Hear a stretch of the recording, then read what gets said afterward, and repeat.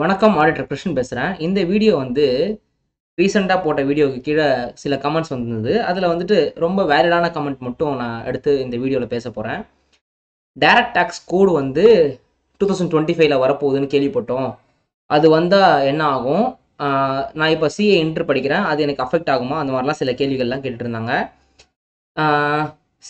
Obviously உங்களுக்கு direct tax code அப்படின்றது ஒரு புதுசாக ஒரு வார்த்தையை கேட்குற மாதிரி, அப்படியே மொத்த இன்கம் டேக்ஸை புரட்டி போடுறது அப்படின்ற மாதிரிலாம் ஒரு வார்த்தை கேட்குற மாதிரி உங்களுக்கு ஒரு ஃபீல் இருக்கும்.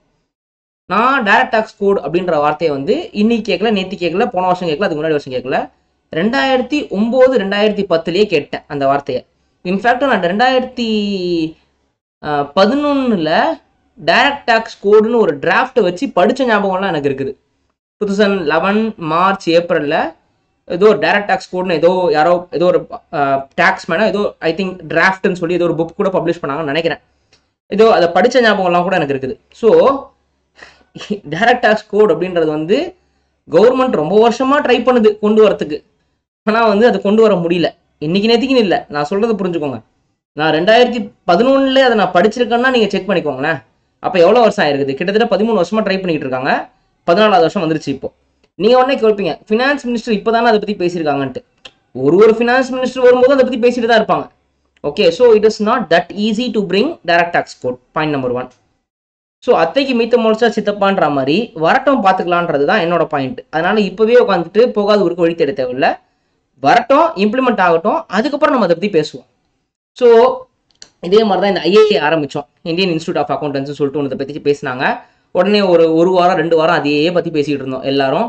ஆனால் அது எனக்கு அப்பவும் தெரியும், பட் அதை பற்றி பேசணும்னு மக்கள் விரும்பப்பட்டதுனால பேசணுமே தவிர அதெல்லாம் அவ்வளோ ஈஸி இல்லை கொண்டு வர்றது அப்படின்னு சொல்லிட்டு. ஆனால் அது வந்து ஒரு செக், ஐசிஐக்கு ஒரு செக் அப்படின்ற மாதிரி ஒரு பாயிண்ட் அது. அந்த மாதிரி தான் இதுவும். இந்த டைரக்ட் டேக்ஸ் கோடுன்றது எஸ் வரலாம், நான் வரவே வராதுன்னு சொல்ல வரல, வரலாம். ஆனால் இம்ப்ளிமெண்ட் ஆனதுக்கப்புறம் அதை பற்றி பேசுவோம். அதை பற்றி நீங்கள் யோசிக்க தேவையில்லை. இப்போ அடுத்த January 26 வரைக்கும் ஐசிஐ ஆல்ரெடி புக்கு விட்டாங்க. May 25 அப்படின்னு ஒரு புக்கு விட்டுருக்காங்க.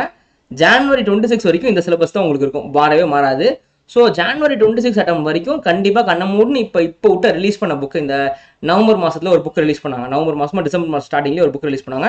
அந்த book is applicable for next 1 year. So கண்ண மூடுன்னு அதை நீங்கள் படிங்க. டைரக்ட் டேக்ஸ் கோட்லாம் வந்தாலும் உங்களுக்கு பிரச்சனை இல்லை. ஸோ அதை பற்றி யார் யோசிக்கலாம்னா ஃபைனல் ஸ்டூடெண்ட்ஸ் யோசிக்கலாம்.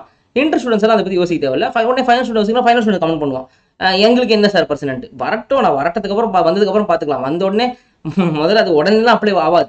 அதில் ஒரு 10K என்ன சொல்கிறது, ஒரு இயர் ரிவிஷன். ஏன்னா 2017 வந்த ஜிஎஸ்டி ஆக்டுக்கே 2 மாதத்துக்கு ஒரு தடவை அமெண்ட்மெண்ட் வந்து இருக்கு.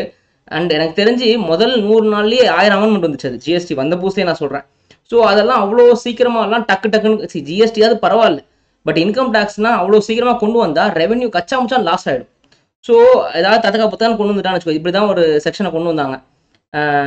இந்த NHA REC பாண்டில் 50 லட்ச ரூபா வரைக்கும் எக்ஸம்ஷன்னு ஒரு லைனை கொண்டு வந்தாங்க.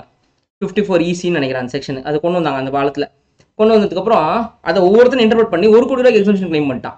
அது எந்த கோட்டாலையும் தடுக்கவும் முடியல. அதுக்கப்புறம் கிட்டத்தட்ட 3 வருஷம் கழிச்சு அந்த ஓட்டையை அடைச்சாங்க. ஏன்னா ரெவென்யூவில் ஒரு வார்த்தை 50 lakh rupees can be claimed in financial இயர்னு ஒரு வார்த்தை யூஸ் பண்ணிட்டா உடனே அவங்க ஃபினான்ஷியல் இயர்னா அது 6 monthsனு இருக்கும். அதில் ஒரு கண்டிஷன். அப்போ என்ன பண்ணுவாங்கன்னா டிசம்பரில் வித்துவிட்டு ஏப்ரலுக்குள்ள ஒரு இன்வெஸ்ட்மெண்ட் பண்ணிட்டு, மார்ச்சுக்குள்ள ஒரு இன்வெஸ்ட்மெண்ட் பண்ணிட்டு திருப்பி ஏப்ரல் ஒரு இன்வெஸ்ட்மெண்ட் பண்ணுவாங்க. அது வித்தின் 6 months இருக்கும். 1 ஃபினான்ஷியலுக்கு 50 lakhs சொல்லிட்டு 50 lakhs இன்வெஸ்ட் பண்ணி 1 கோடி ரூபாய் கிளைம் பண்ணிட்டு இருந்தாங்க.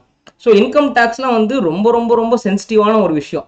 இவங்க ஒரு வேர்டிங்கை தப்பாக போட்டாங்கன்னா கூட அது அடி வாங்கிறதுக்கான வாய்ப்புகள் இருக்கு. ஸோ அதனால அவ்வளோ ஈஸி கிடையாது டைரக்ட் டேக்ஸ் கொண்டு வந்து இம்ப்ளிமெண்ட் பண்ணுறது. அது ஃபர்ஸ்ட் கொண்டு வந்தாச்சுன்னு சொன்னதுக்கு அப்புறமே அது அவ்வளோ ட்ரையல் போகும் எனக்கு தெரிஞ்சு. ஸோ அதனால அது ஒரு புக்காக ஃபர்ஸ்ட் கவர்மெண்ட் கொடுக்கட்டும். அதுக்கப்புறமே அது எனக்கு தெரிஞ்சு இம்ப்ளிமெண்டேஷனுக்கு 6 மாசத்துலேருந்து 1 வருஷம் கூட ஆகலாம். புக் வந்ததுக்கு அப்புறமே சொல்றேன். இப்போ புக்கே வரல, சரியா? எங்க அம்மா சொல்லுவாங்க, அடியே ஆம்பளை எனக்கணும் புள்ள பேர் சந்தானகோபால கிருஷ்ணா, இன்னும் கல்யாணமே நடக்கல, அதுக்குள்ள புள்ள பேர் என்ன வைக்கிறது அப்படின்னாங்க. அந்த மாதிரி. ஸோ இப்போ வந்து it's too early about even thinking of that. வரட்டும், வந்ததுக்கப்புறம் பார்த்துக்கலாம். நான் வராதுன்னு சொல்ல வரல, வந்ததுக்கப்புறம் பார்த்துக்கலாம். வந்ததுக்கப்புறம் அது எப்படி இம்ப்ளிமெண்ட் ஆகுதோ அதுக்கப்புறம் நம்ம அதை போய் பேசுவோம், நிறைய பேசுவோம். இப்போ இதுக்கு தேவையில்லாம அதை போட்டு மண்டையை உடச்சிக்கிட்டு. நன்றி.